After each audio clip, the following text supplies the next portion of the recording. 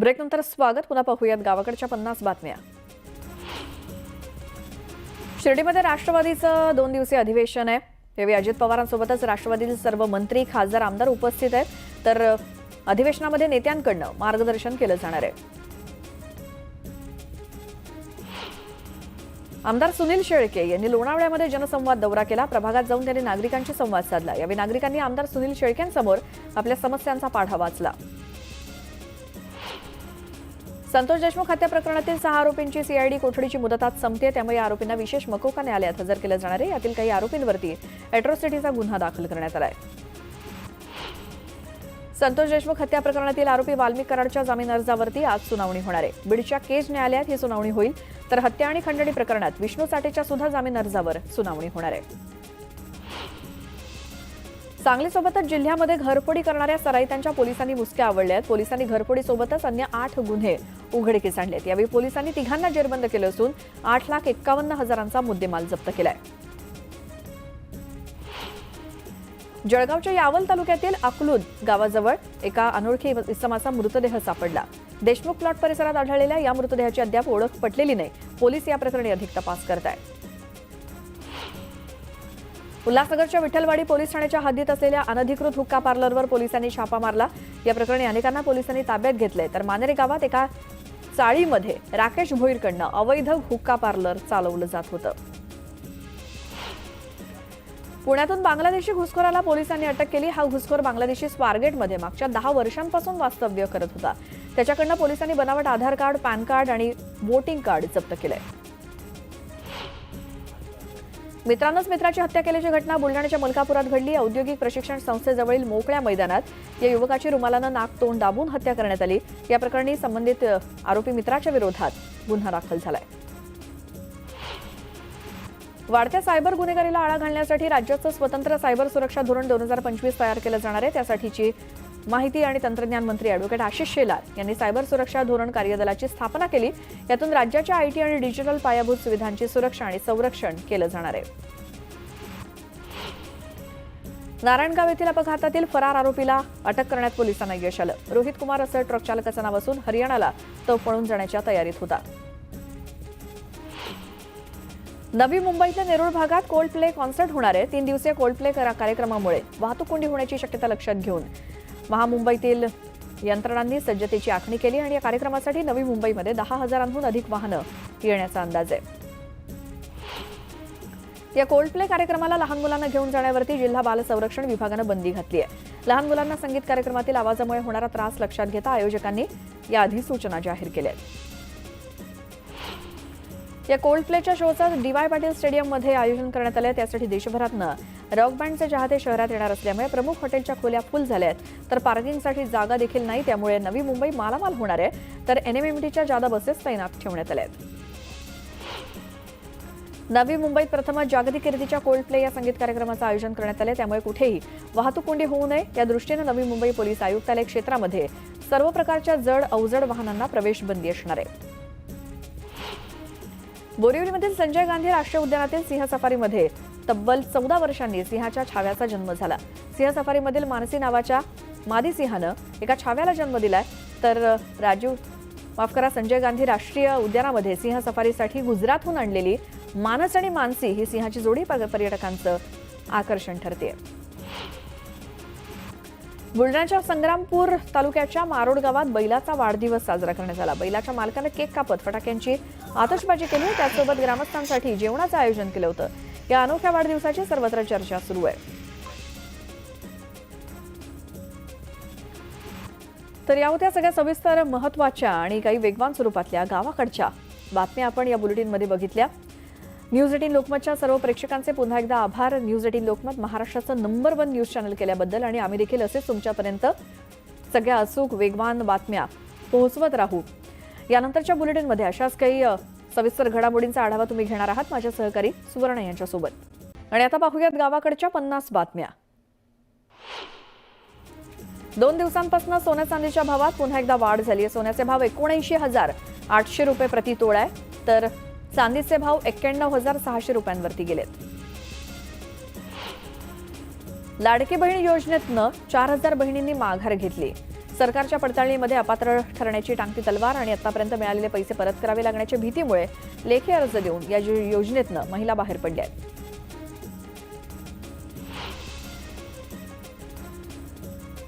मुंबई राज्य सरकारच्या विविध विभागांमार्फत आर्थिक वर्षाच्या शेवटच्या 3 महिन्यात मोठ्या प्रमाणात खर्च केला जातो. त्यामुळे आता वित्त विभागानं 15 फेब्रुवारीनंतर कोणत्याही खरेदीच्या प्रस्तावांना मंजुरी देऊ नये असे आदेश काढले. हे आदेश 15 फेब्रुवारीपासून 31 मार्चपर्यंत लागू असतील. मध्य आणि पश्चिम रेल्वेवरती रविवारी मेगा ब्लॉक घेतला जाणार आहे. रेल्वेच्या अभियांत्रिकी आणि देखभालीच्या कामासाठी हा ब्लॉक असेल. त्यामुळे माटुंगा ते मुलुंड जलद मार्गावर आणि बोरिवली ते भाईंदर जलद मार्गावरती ब्लॉक असेल. दक्षिण मुंबईतल्या जुन्या आणि मोडकळीस आलेल्या इमारतीच्या लेखापरीक्षणाचा निर्णय म्हाडाच्या मुंबई मंडळानं घेतलाय. पहिल्या टप्प्यात 500 इमारतींचं लेखापरीक्षण पूर्ण केलं जाणार आहे. यासाठी 5 कोटी रुपयांची तरतूद करण्यात आली आहे. राज्यामध्ये 5% म्हणजेच 65 लाख अपंग आहेत. माजी सैनिकांना मालमत्ता करामध्ये सवलत दिली जाते. त्याप्रमाणे अपंगांना सुद्धा मालमत्ता करात 50% सवलत दिली जाईल. याबाबतचा प्रस्ताव महापालिकेनं राज्य सरकारकडे पाठवावा आणि त्याला मंत्रिमंडळाची मान्यता दिली जाईल असं आश्वासन उपमुख्यमंत्री अजित पवार यांनी शुक्रवारी दिलं. महाराष्ट्र राज्य माध्यमिक आणि उच्च माध्यमिक शिक्षण मंडळातर्फे घेण्यात येणाऱ्या 10वी आणि 12वीच्या परीक्षांचा निकाल 15 मे पर्यंत जाहीर होईल अशी माहिती शालेय शिक्षण मंत्री दादा भुसे यांनी दिली. 10वी-12वीची परीक्षा यंदा दरवर्षीच्या तुलनेत लवकर सुरू होते. 12वीची परीक्षा 11 फेब्रुवारी तर 10वीची परीक्षा 21 फेब्रुवारीपासून सुरू होणार आहे. यानंतर एक मोठी बातमी येते. सैफ अली खानवरती हल्ला करणाऱ्या संशयित आरोपीचा एक नवा फोटो समोर आलाय. संशयित आरोपीचा नवा फोटो न्यूज 18 लोकमतच्या हाती आलाय. आता या फोटोमध्ये हा आरोपी नेमका कसा दिसतोय हे आपल्याला बघावं लागेल. यामध्ये त्याचे कपडे सुद्धा वेगळ्या रंगाचे दिसतायत. पाठीवरती बॅग आहे. संशयित आरोपीचा एक आणखी फोटो न्यूज 18 लोकमतच्या हाती लागलाय.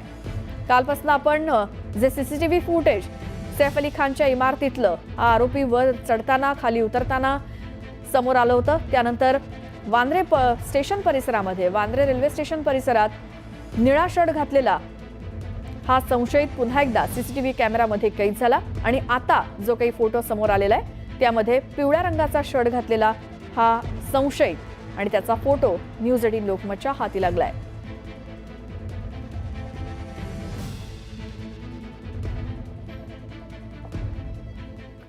पुन्हा बघूयात गावाकडच्या 50 बातम्या.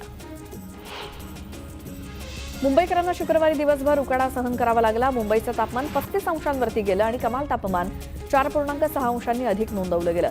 तर आजही कमाल तापमानाचा पारा चढाच राहणार असल्याचा अंदाज हवामान विभागाचा आहे.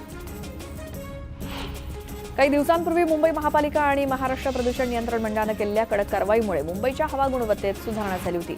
काही भागामध्ये समाधानकारक हवेची नोंद झाली. दरम्यान शुक्रवारी मालाड इथे वाईट हवा नोंदवली गेली. तिथला हवा निर्देशांक 203 इतका होता तर इतर भागातील हवा मध्यम श्रेणीमध्ये नोंदवली गेली. मुंबई महापालिकेच्या सीबीएसई, आयसीएसई, आयबी, आयजीसीएसई या मंडळाच्या शाळेत प्रवेश घेण्यासाठी यंदा देखील पालकांचा चांगला प्रतिसाद मिळतोय. नर्सरीच्या 1242 जागांसाठी तब्बल 2700हून अधिक अर्ज आलेत. 4ही बोर्डांच्या 21 शाळांसाठी येत्या 3 ते 6 फेब्रुवारी दरम्यान सोडत काढण्यात येणार आहे. सिडकोच्या बेलापूर ते पेंढर या मेट्रो मार्गावरती 20 जानेवारीपासून मेट्रोच्या फेऱ्यांचं सुधारित वेळापत्रक लागू होणार आहे. सकाळी आणि संध्याकाळी गर्दीच्या वेळी दर 10 मिनिटांनी मेट्रो धावणार आहे. मेट्रोच्या फेऱ्यामध्ये वाढ झाल्यामुळे प्रवाशांना याचा फायदा होणार आहे. कुलाबा, वांद्रे, सिप्स, भुयारी मेट्रो 3 मार्गिकेवरील स्थानकांमध्ये लवकरच फूड स्टॉल, एटीएम आणि इतर सुविधा उपलब्ध होणार आहेत. मुंबई मेट्रो रेल कॉर्पोरेशन लिमिटेडनं मेट्रो 3 मार्गिकेवरील 27 स्थानकांमधील जागेचा व्यावसायिक वापर करण्याचा निर्णय घेतलाय. कासार, वडवली ते गायमुख मेट्रो 4 अ प्रकल्पाच्या खर्चात 63 कोटी 67 लाख रुपयांनी वाढ झाली. या मेट्रो मार्गिकेच्या पूर्णत्वाची मुदत 31 मार्च 2024 होती. मात्र या मुदतीत काम पूर्ण न झाल्यामुळे कंत्राटदाराला एप्रिल 2025 पर्यंतची मुदत वाढ देण्यात आली. खर्चात झालेली वाढ आणि प्रकल्पाला झालेला विलंब यामुळे संबंधित कंत्राटदाराला केवळ 22 लाख रुपये दंड आकारण्यात आल्याची माहिती अधिकारातून उघड झाली आहे. नवी दिल्लीमध्ये पंजाब, हरियाणाच्या शेतकऱ्यांनी सीमेवरती सुरू केलेलं आंदोलन पुन्हा तापलंय. शेती उत्पादनांच्या हमी भावाला केंद्र सरकारची हमी मिळावी या मुख्य मागणीसाठी 26 जानेवारीला देशभर ट्रॅक्टर मोर्चे काढण्यात येणार आहेत. वेळेवरती पगार मिळत नसल्यामुळे बेस्ट कंत्राटी कर्मचाऱ्यांनी कामबंद आंदोलन केलं. कंत्राटदार आणि कंत्राटी कर्मचारी यांच्यातला वाद विकोपाला गेल्यामुळे कामबंद आंदोलन सुरू करण्यात आले आणि या दोघांच्या वादाचा फटका प्रवाशांना बसतोय. मुंबई एसटी महामंडळ दरवर्षी नवीन 5000 लाल परी खरेदी करणार आहे आणि यासाठी महामंडळाअंतर्गत पंचवार्षिक नियोजन करणार असून महामंडळात यापुढे कुठल्याही पद्धतीनं भाडेतत्वावरती बस न घेण्याचा निर्णय परिवहन मंत्री प्रताप सरनाईक यांनी घेतलाय. जे रुग्णालयात रुग्णांना अद्ययावत सोयीसुविधा मिळाव्यात यासाठी विविध विभागांच्या नूतनीकरणाचं काम करण्यात येणार आहे. दरम्यान 2 वर्षांमध्ये रुग्णांना अद्ययावत सुविधा मिळतील असं वैद्यकीय शिक्षण मंत्री हसन मुश्रीफ म्हणाले. राज्य मंत्रिमंडळातील ज्या मंत्र्यांनी पीएस, पीए आणि ओएसडी यांची नियुक्ती केलेली आहे तर त्यांच्या चारित्र्याची पडताळणी करण्याचे आदेश राज्य सरकारनं जारी केलेत. उपमुख्यमंत्री, मंत्री आणि राज्यमंत्र्यांच्या आदेशावरून त्यांच्या कार्यालयात नियुक्त करण्यात आले. मध्य आणि पश्चिम रेल्वे मार्गावरती प्रवाशांची बॅग तपासणीवरती पोलिसांची करडी नजर असणार आहे. काही वेळा बॅग तपासणीच्या नावाखाली गैरप्रकार केले जात असल्याच्या घटना समोर आल्यानंतर आता वरिष्ठांकडून देखरेख ठेवण्यात येणार आहे. मुंबईमध्ये दरवर्षीप्रमाणे यंदा देखील 19 जानेवारीला टाटा मुंबई मॅरेथॉन 2025चं आयोजन करण्यात आलं. या मॅरेथॉनमध्ये सहभागी होणाऱ्या स्पर्धकांसाठी विशेष लोकलची व्यवस्था करण्यात आली आहे. पश्चिम रेल्वेवरनं शनिवारी मध्यरात्री विरार ते चर्चगेट, बोरिवली ते चर्चगेट आणि चर्चगेट ते वांद्रे अशा 3 लोकल सेवा चालवल्या जाणार आहेत. शिक्षक भरती प्रक्रियेच्या दुसऱ्या टप्प्यात 10,000 शिक्षकांची भरती करण्यात येणार असल्याची माहिती शालेय शिक्षण मंत्री दादा भुसे यांनी दिली. त्यावेळी दुसऱ्या टप्प्यातील भरतीच्या प्रतीक्षेत असलेल्या उमेदवारांना आता संधी मिळणार आहे. पुण्यात नदीपात्रात रस्त्याच्या कडेला तसंच मोकळ्या जागांवर राडारोडा टाकणाऱ्यांवरती लक्ष ठेवून त्यांच्यावर कारवाई करण्याची जबाबदारी क्षेत्रीय कार्यालयातील अधिकारी आणि कर्मचाऱ्यांकडे देण्यात आली. राडारोडा टाकणाऱ्यांकडे दुर्लक्ष केल्यास अधिकाऱ्यांवरती शिस्तभंगाची कारवाई होणार आहे. पर्यावरणपूरक गणेशमूर्ती बनवण्यासाठी जागा, शाडूची माती आणि विक्रीसाठी प्रभागनिहाय जागा उपलब्ध करून दिली जाईल अशी घोषणा ठाणे महापालिका प्रशासनानं केली आहे. मागील 25 वर्षात मुंबई पालिकेचा तब्बल 6,000 कोटींचा मालमत्ता कर थकलाय. त्यात तब्बल 500 थकबाकीदार मोठे विकासक आणि व्यावसायिक संस्था आहेत. त्यांच्यावर पालिकेनं कारवाई केली असून 3,095 मालमत्ता जप्त केल्या आहेत तर 25 मालमत्तांचा लिलाव प्रक्रिया सुरू झाली आहे. मुंबई पालिकेच्या सर्वच विभाग कार्यालयात आता नागरिकांसाठी टोकन सुविधा उपलब्ध करण्यात यावी असे निर्देश पालिका आयुक्त भूषण गगराणी यांनी दिलेत.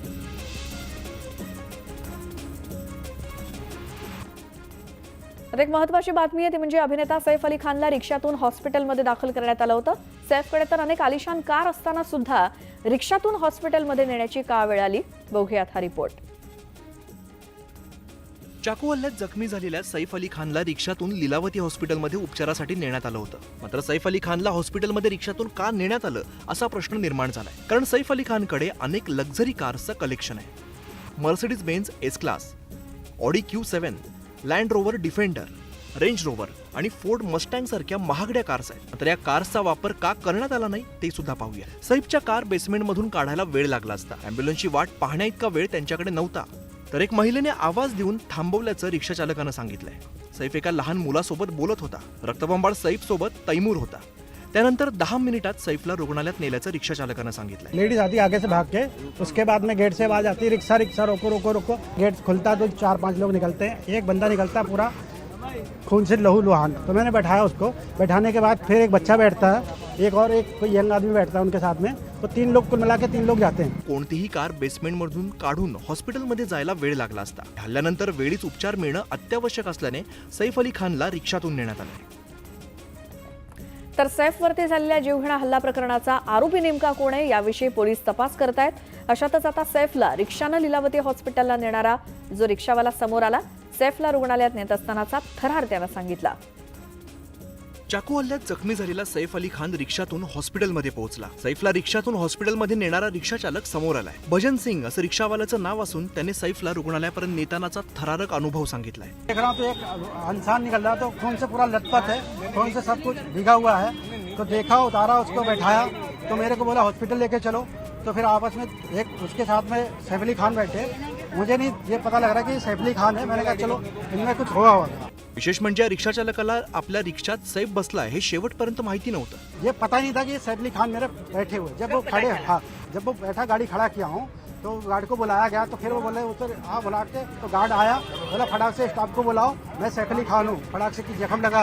या रिक्षा चालकाने 10 मिनिटात सैफला हॉस्पिटलमध्ये नेलं. त्यामुळे सैफवरती लागलीच उपचार होण्यास मदत झाली. विशेष म्हणजे गंभीर परिस्थिती पाहून त्याने रिक्षाच्या भाड्याच्या पैशाची मागणी केलेली नाही. आणि आता पुन्हा बघूयात गावाकडच्या बातम्या. चाळीसगाव तालुक्यामध्ये रब्बी हंगाम बहरणार आहे. 23,515 हेक्टरवरती पिकांची लागवड करण्यात आली. विहिरींसोबतच पाझर तलावांच्या पाणी पातळीत सुद्धा वाढ झाल्यामुळे शेतकऱ्यांमध्ये समाधानाचं वातावरण आहे. लोणावळा शहर वाहतूक विभागामार्फत रस्ता सुरक्षा अभियान राबवण्यात आलं. यावेळी रस्ता सुरक्षेबाबत जनजागृती करण्यात आली. वाहतूक नियमांचा भंग होणार नाही याची खबरदारी घेण्याचं आवाहन करण्यात आलंय. कराड पाटण तालुक्यात शेतकऱ्यांनी पैसे भरून अनेक महिने उलटले तरी त्यांना वीज कनेक्शन दिलं जात नाही असा आरोप होतोय. अशातच बच्चू कडू यांच्या प्रहार जनशक्ती पक्षानं आंदोलनाचा इशारा दिला. पुढील 10 दिवसात कृषी पंपांना वीज कनेक्शन न दिल्यास ठिय्या आंदोलनाचा इशारा देण्यात आलाय. जळगाव महापालिकेनं मालमत्ता कराच्या वसुलीसाठी एकीकडे थकबाकीदारांना अभय योजनेच्या माध्यमातून संधी उपलब्ध करून दिली तर दुसरीकडे संधीचं सोनं न करणाऱ्यांवरती कारवाईचा धडाका सुरू केलाय. महापालिकेनं शहरातील 4,500 मालमत्ताधारकांना जप्तीची नोटीस बजावली आहे तर 398 घरांचे नळ कनेक्शन बंद करण्याची कारवाई करण्यात आली. आदर्श पतसंस्थेमध्ये बुडलेल्या पैशासाठी खातेदार महिलेचं आमरण उपोषण सुरू होतं. यावेळी जिल्हाधिकाऱ्यांना भेटायला गेल्यानंतर संबंधित महिलेला भोवळ आली. महाराष्ट्र एकीकरण समिती पुन्हा आक्रमक झाली आहे. सीमा लढ्याकडे महाराष्ट्र सरकारचं लक्ष वेधण्यासाठी कोल्हापूरच्या जिल्हाधिकारी कार्यालयाबाहेर धरण आंदोलन करण्यात आलं. या आंदोलनात सर्व पक्षीयांनी सहभाग घेतला. महावितरण कंपनीचा कर्मचारी ऑन ड्युटी दारू पित असल्याचा व्हिडिओ चांगलाच व्हायरल झालाय. संबंधित व्यक्ती भिंगारी कार्यालयातला असल्याचं बोललं जात आहे. ड्युटीवरती असताना दारू पिणाऱ्यावरती कारवाई होणार का असा सवाल नागरिक करतायत. भिवंडी महापालिकेचा पाणी पुरवठा उद्या 24 तास बंद राहणार आहे. रविवारी सकाळी 11 ते सोमवारी सकाळी 11 वाजेपर्यंत पाणी पुरवठा बंद असेल. वराळा देवी तलाव जलशुद्धी केंद्राच्या पाईपलाईन दुरुस्तीचं काम हाती घेण्यात येणार असल्यामुळे 24 तास पाणी बंद असेल. नागरिकांना पाणी जपून वापरण्याचं आवाहन करण्यात आलंय. पंढरपूरमधील ईश्वर वठारच्या जिल्हा परिषद शाळेच्या पोषण आहारात अळ्या आढळल्या. निकृष्ट दर्जाचं धान्य मिळत असल्यामुळे नागरिकांमध्ये संतापाची लाट आहे आणि ठेकेदारावरती कारवाई करण्याची मागणी केली जाते. हिंगोलीमध्ये शेतकऱ्यांची 50% सबसिडीवरती ट्रॅक्टर देण्याचा आमिष दाखवून लाखो रुपये उकळून शेतकऱ्यांची फसवणूक करण्यात आली. गिरगावच्या 3 शेतकऱ्यांची जवळपास 8.5 लाख रुपयांची फसवणूक झाली आहे. संबंधित शेतकऱ्यांनी पोलिसात तक्रार दाखल केली.